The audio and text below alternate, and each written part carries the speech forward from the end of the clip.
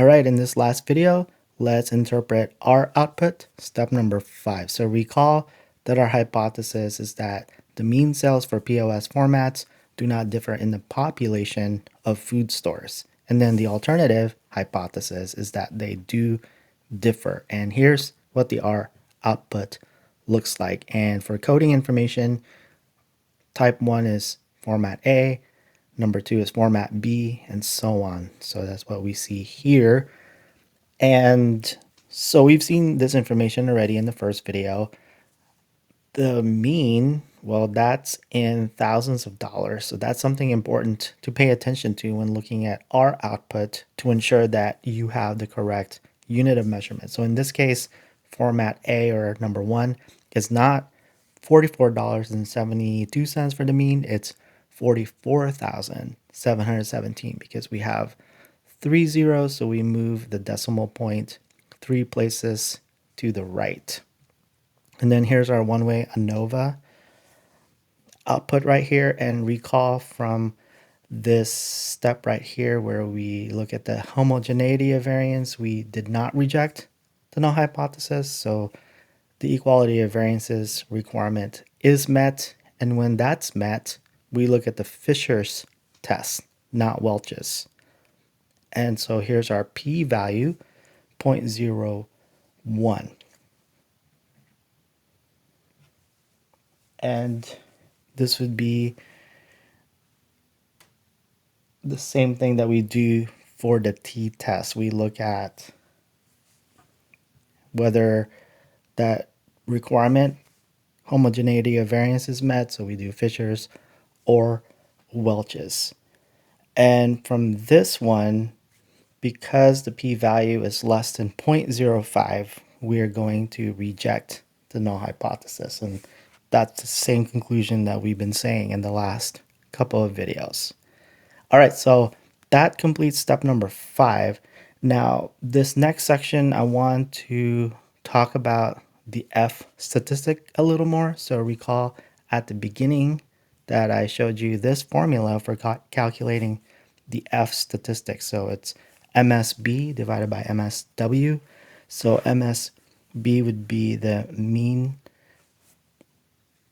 square between the groups, and then MSW would be the mean square within groups. Now, this part right here is more to get you to think about the concept behind the F statistic, and it's not going to be apparent right away, probably not right after my explanation, but it's good to just let it sink in, especially if you're going to want to get into marketing analytics.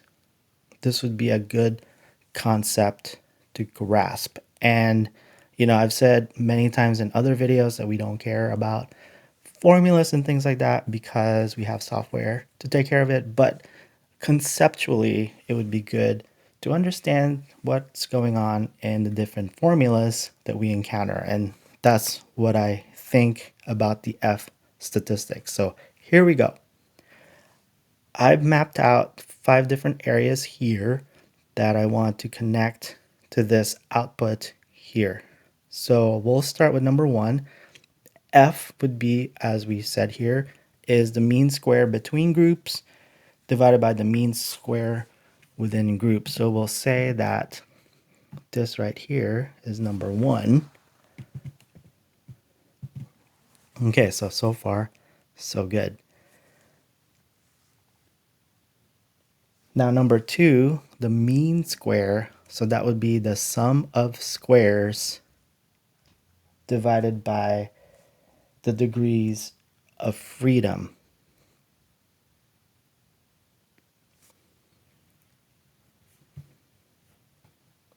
So let's put 2 over here. And so that would be this number divided by 3 is equal to 270.87. And then for within groups, it's this number divided by 56. So we get something like that. All right, so then we go to number 3, the sum of squares between groups, and that would be this number here. Now here's the thing with this formula. We have the number of stores. We're summing this to where, okay, if n would be 15, x bar would be the mean for group 1, or for a particular group. We'll have to do this for each group. So we'll do group 1, take the mean for that, which is this one right here, and we subtract that from the grand mean. So it's got the 2 bars. So the grand mean would be the mean across all 4 different groups. So you subtract that and square it, multiplied by 15, and then you do that for each of the 4 groups and sum them up, and that's what you get here, 812.609. And then number 4 is the sum of squares within groups. So that's this one right below it. So that one has its own formula. So let me just put 4 over here. And this also has a summation.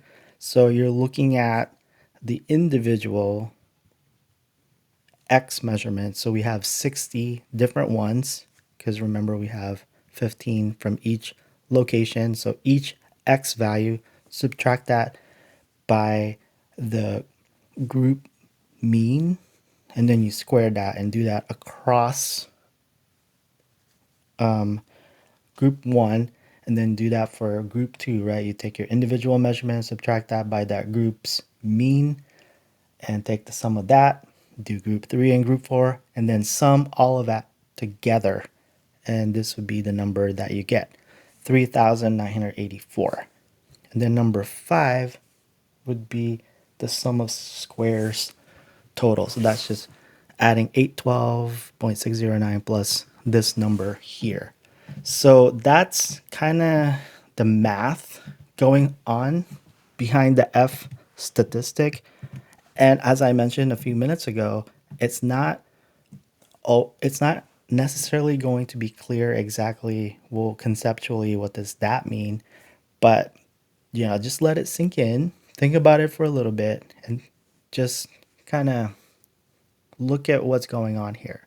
When we're subtracting our observation from the mean, we're trying to determine how big of a difference it is, right? And if there's a big difference between the mean, the grand mean, and the individual observations, then that means there's a lot of variation, and more than likely, there's going to be a difference in the means within the population. Because as the numbers get bigger, as these squares and all of that get larger, well, that just ends up making it to where your F value is large, right? And as we went through our thought experiment in the earlier videos, when the F value is large, given that the null hypothesis is true, then we're going to reject the null hypothesis. We're going to say that this is a rare occurrence and that we should reject the null hypothesis. So anyway, that's the conceptual part. Again, if it doesn't quite make sense, that's okay. It's just something to think about and meditate on. And then I'll just move on. All right. So let's go to this section here. And I'm actually just going to do, so there are 3 more examples for you to go over. And I'm just going to do the first one real quick. I'm just going to run through this one. So here's our next example: car rental discount offers. Which of 3 discount offers resulted in the greatest percent increase in repeat customers for a car rental chain? So our null hypothesis is, in the population of rental locations, the percentage increase in repeat customers is the same. So there's no difference. Is the same regardless of discount offer. And then the alternative hypothesis is that in the population of rental locations, the percentage increase in repeat customers, differs depending on the discount offer. So a sample of 108 locations was randomly assigned to make one of the discount offers to its customers. 36 locations for A, 36 for B, and then 36 for discount C. So we did our assumption checks. Yeah. There were no outliers. Is the normality assumption met? Well, based on this QQ plot, it looks pretty close, all the different dots. So we'll say yes. Is the equality of variances assumption met?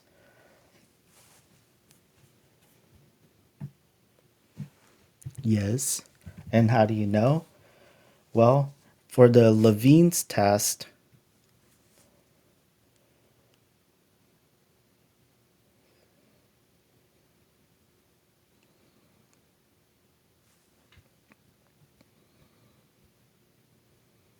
which is, sorry, I was trying to look at my notes, make sure I didn't miss anything. So yeah, you'll know whether to reject or not reject because you look at Levine's test like we did here. So we have the same output here. And so because the p-value is higher, we will not reject the null hypothesis. So let's see, I'll just put Levine's test. And then so we'll say fail to reject the null hypothesis. And then when that happens, do you use Welch's or Fisher's test? Well, when you fail to reject, you use Fisher's test. So we'll put Fisher's. And then next item, this is our output, our R output. And then here's our one-way ANOVA output. We're using Fisher's. P-value is 0.34, which is higher than 0.05. So our statistical decision is to not reject the null hypothesis. Our conclusion is that in the population, the three discounts are equally effective. All right, so that's that example real quick. There are two more examples that I'll let you work through. Now, the next step is to look at analytics activity 2 and see what needs to be turned in.